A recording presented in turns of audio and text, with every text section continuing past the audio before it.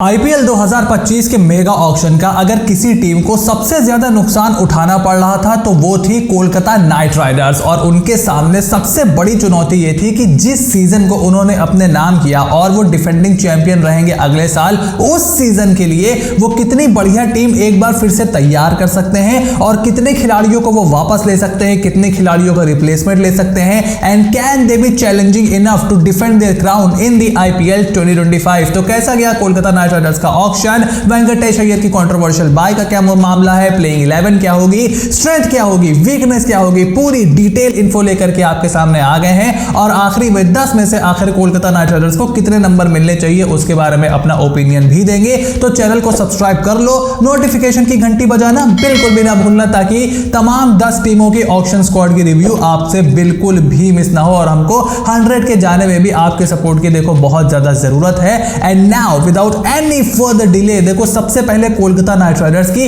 Complete squad आपको बता देता हूं। सबसे पहले बल्लेबाजों से शुरू करते हैं। यहां पर रिंकू सिंह जिनको रिटेन किया गया था, उसके अलावा Rovman Powell, Angkrish Raghuvanshi, Manish Pandey is back, Luvnith Sisodia is back, Ajinkya Rahane is back and Quinton de Kock और रहमानुल्लाह गुरबाज इस टीम के विकेट कीपर बल्लेबाज होने वाले हैं। यहां पर देखो रिंकू को तो रिटेन किया ही था, अजिंक्य रहाणे, मनीष पांडे ऑब्वियसली पहले भी केकेआर का हिस्सा रह चुके हैं। सो रोहमन पावल और अंकुरिश रघुवंशी भी केकेआर से खेल चुके हैं। अंकुरिश और मनीष तो पिछले साल भी थे।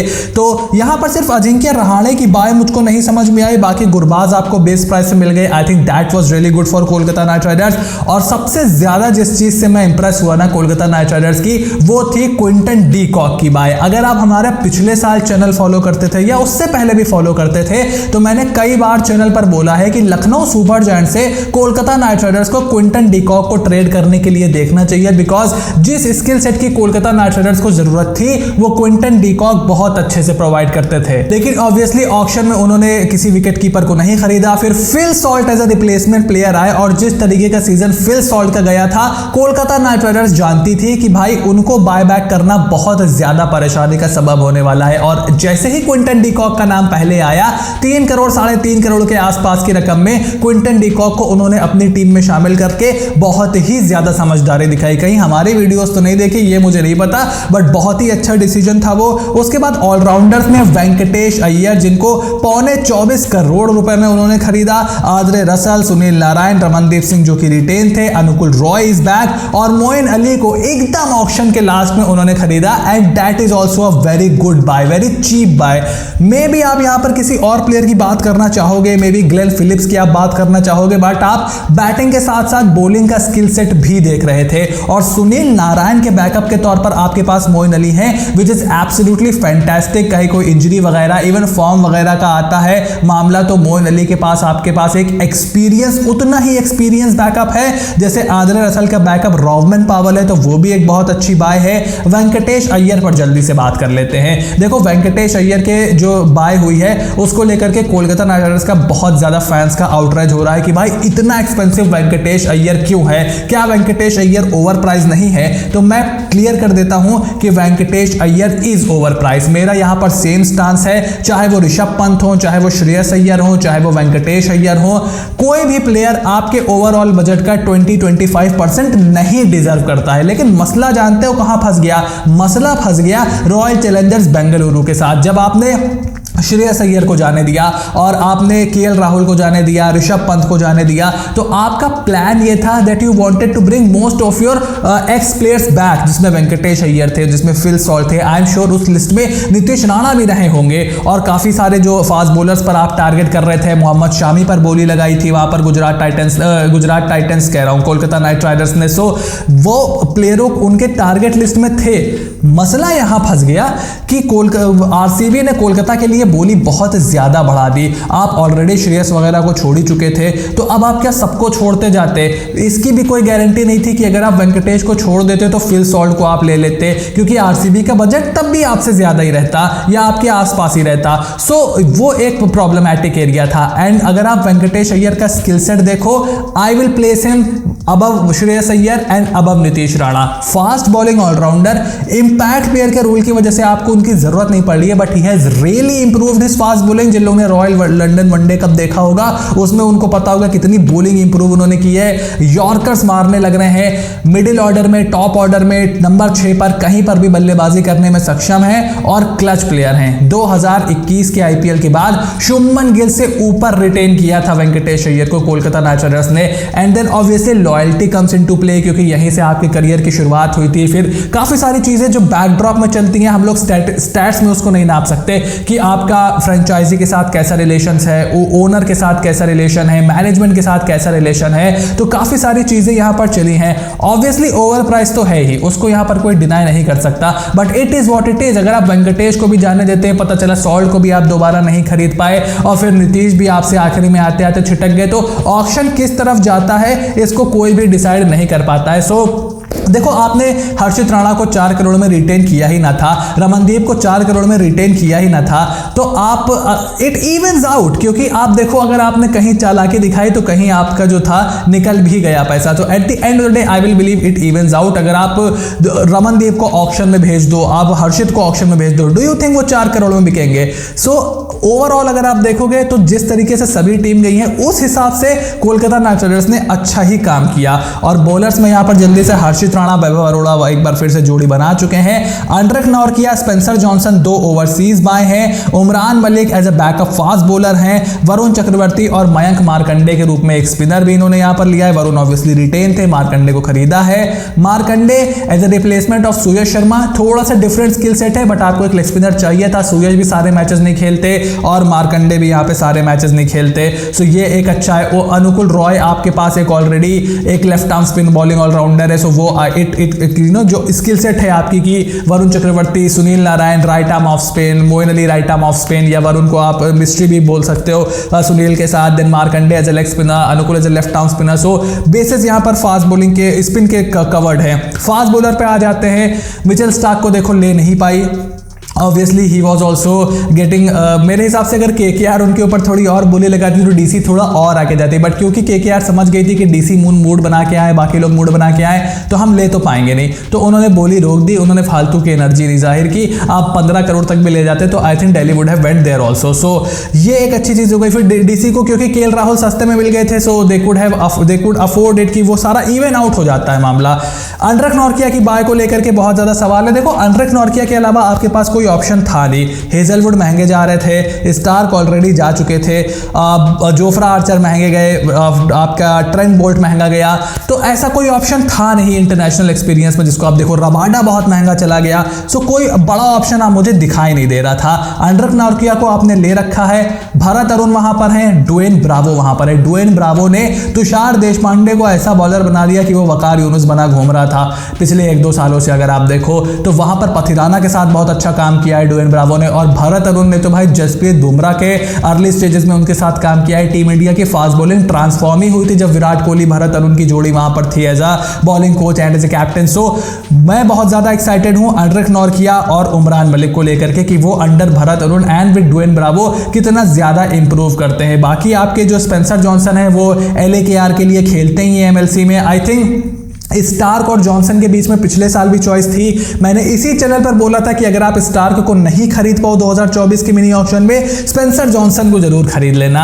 और कोलकाता नाइट राइडर्स ने इस बार वही किया। Spencer Johnson hit the deck bowler हैं, स्टार्क इस तरह लेफ्ट हैंड बॉलर हैं, बट उनको आप कंपेयर मत करो मिचेल स्टार्क से। मिचेल स्टार्क के स्किल से डिफरेंट है, he is more of a swing bowler. Spencer Johnson is more of a hit the deck bowler, और उनके कटर्स बहुत अच्छे हैं, अक्रॉस जाता है राइट हैंड बैट्समैन के, सो डेथ में आपके लिए वो काम कर सकते हैं। So I think overall good buy, fair enough जितने ऑप्शंस आपके पास थे, क्योंकि ये सिर्फ नाम का मेगा ऑप्शन था।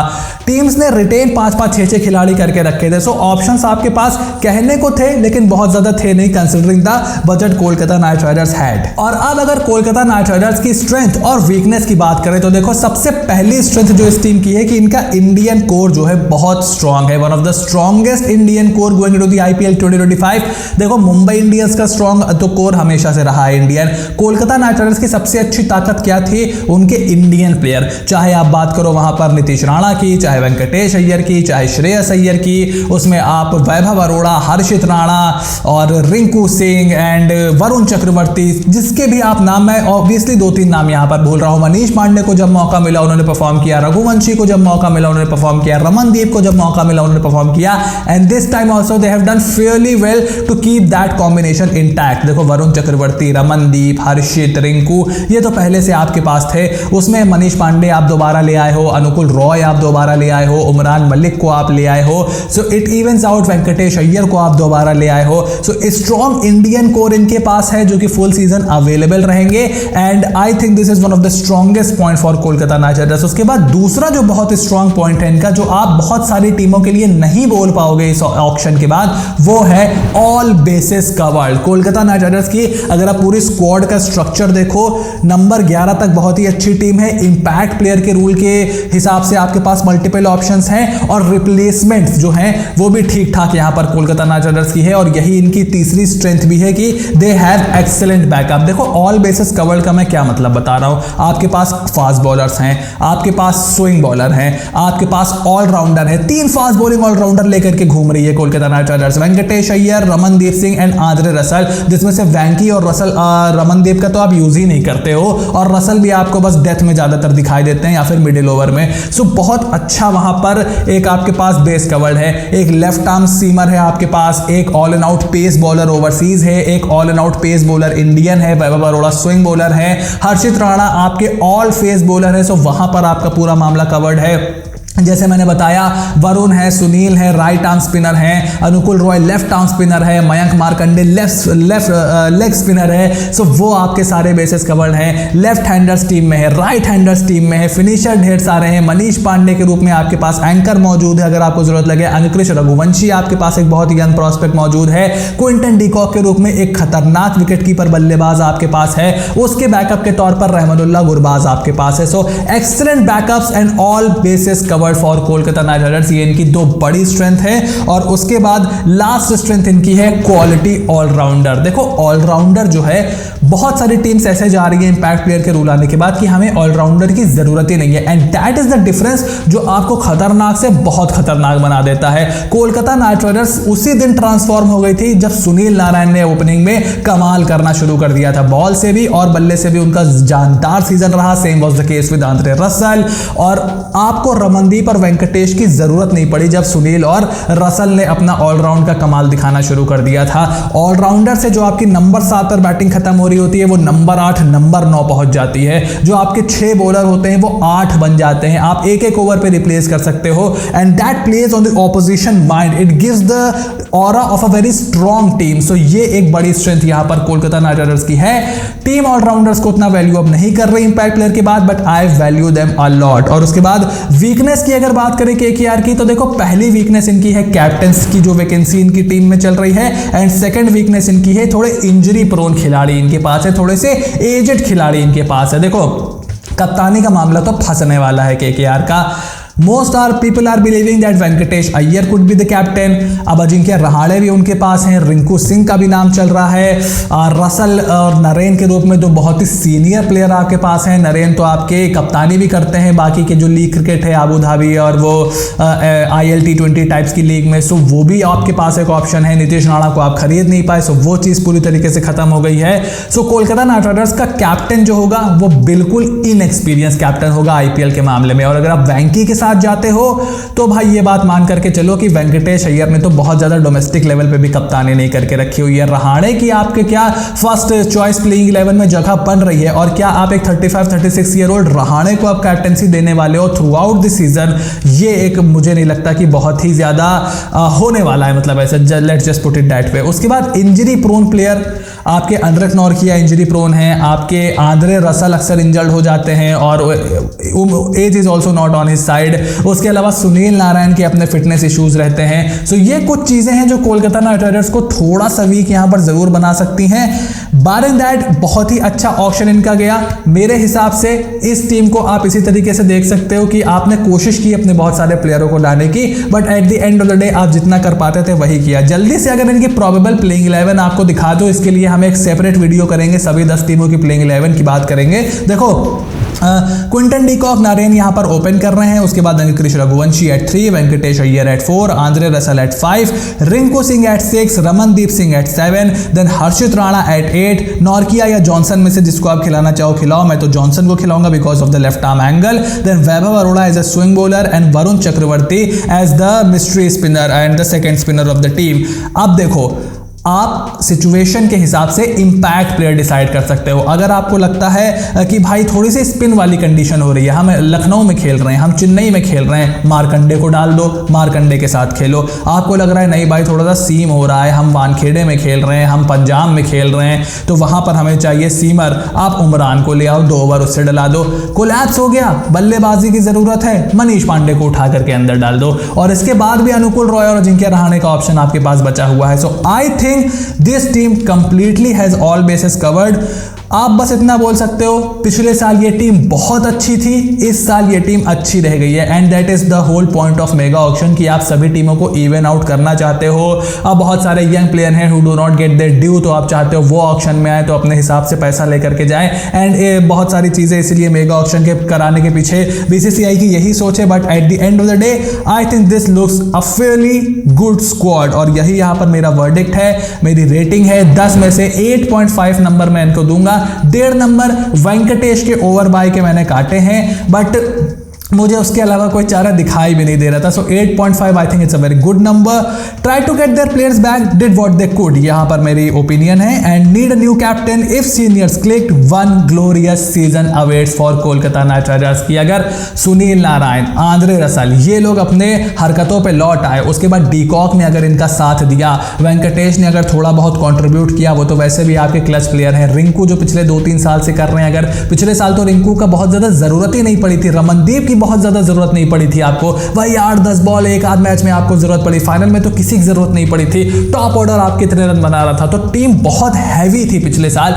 इस साल फॉर मेगा ऑक्शन की वजह से उसमें थोड़ी सी कमी जरूर आई है, but I still believe that they did a very good job. 2018 का मेगा ऑक्शन बहुत खराब था केकेआर का, 22 का बहुत खराब था केकेआर का, this time they have learn their lessons. 8 साल जरूर लगे, बट ओवरऑल टीम मुझे थोड़ी ठीक होती हुई जरूर दिखाई दे रही है, एंड आई थिंक आने वाले 2-3 सालों के लिए भी अपने आप को अच्छे से यहां पर केकेआर ने सेटअप कर लिया है। बस सवाल यह है कि अब उनका कप्तान कौन बनेगा। सो आईपीएल 2025 के मेगा ऑक्शन के ये थी कोलकाता नाइट राइडर्स की स्क्वाड रिव्यू। आपका क्या ओपिनियन है? Shoot everything in the comment section down below. Channel को सब्सक्राइब करो, नोटिफिकेशन की घंटी बजा करके रखो, क्योंकि बाकी 9 टीम की वीडियो भी एक एक करके इसी तरह से अपलोड होने वाली है। So stay tune and I will see you soon in the next video.